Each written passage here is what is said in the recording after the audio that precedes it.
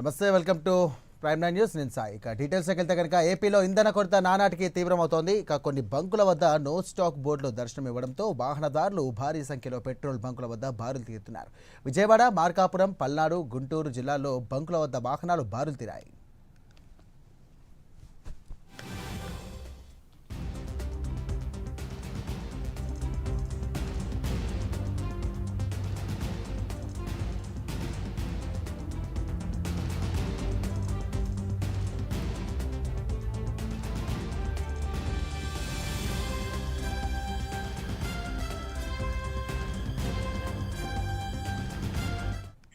గత కొన్ని రోజులుగా రాష్ట్రంలోని పలు ప్రాంతాల్లో ఇంధనం కొరతతో బంకుల మూసివేత ఇక వాహనదారులకు కలవరపాటుకు గురిచేస్తోంది. దీంతో సీఎం చంద్రబాబు, మంత్రి నాదెండ్ల మనోహర్ అలాగే తదితర సమీక్షా సమావేశాన్ని కూడా ఏర్పాటు చేసి అధికారులను అప్రమత్తం చేశారు. ఇంధన కొరతపై నివేదికను అందజేయాలంటూ కూడా అధికారులను ఆదేశించారు.